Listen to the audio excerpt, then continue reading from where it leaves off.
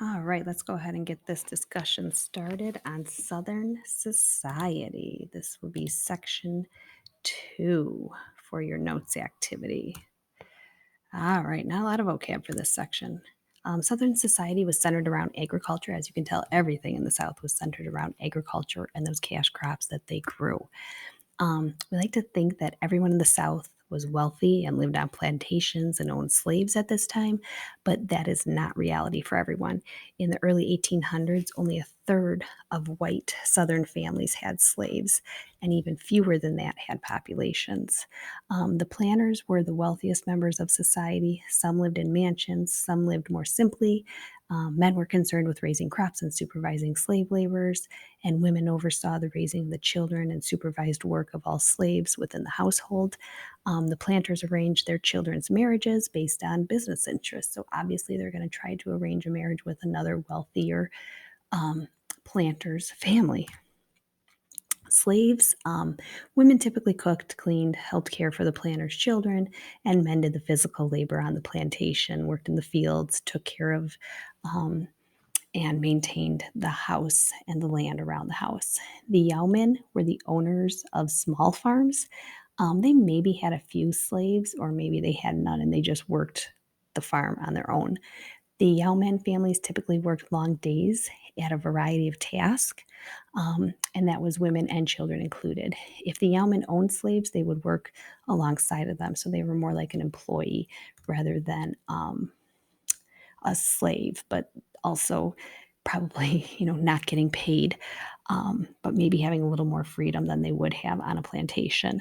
Now the poor whites, they lived on land that could not grow cash crops, and they survived instead by hunting, fishing, raising small gardens, and doing odd jobs for money.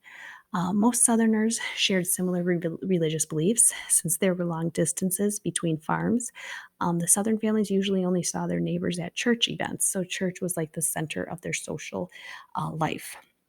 The wealthy white Southerners believed that their religion justified their position in society and the overall institution of slavery.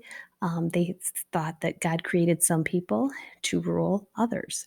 So basically, they looked at it as they were helping the slaves that they owned by offering them somewhere to live and a job for them to work at every day.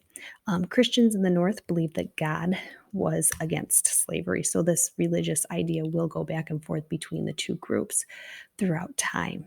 Urban life, that's more in the cities or larger towns.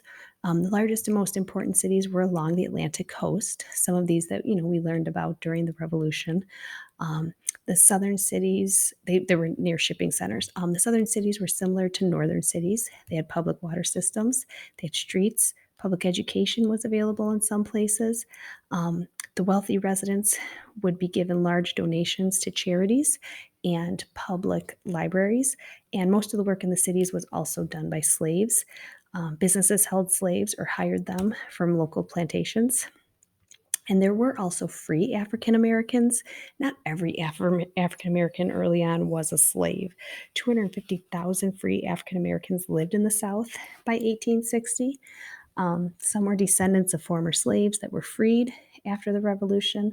Others were former slaves who had run away, been freed by slaveholders, or earned money to buy their own freedom. Freed African Americans lived in rural and urban areas, and most times they just tried to keep to themselves low profile type of lifestyle. Most lived in the countryside and they worked as paid laborers on plantations or farms. Some would work in the cities and they would have a variety of jobs that they could perform there. The churches often served as the center of their social lives as well. The freed African Americans faced discrimination.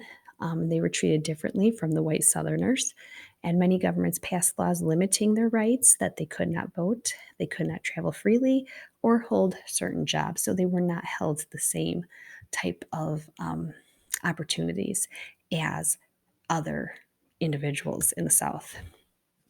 In some areas, they had to have a white person represent them in any business transaction. White Southerners argued that free African Americans did not have the ability to take care of themselves, and they used that argument to justify the institute of slavery. And that is the end of section 2. So go ahead and fill out your facts for your notes activity for that section.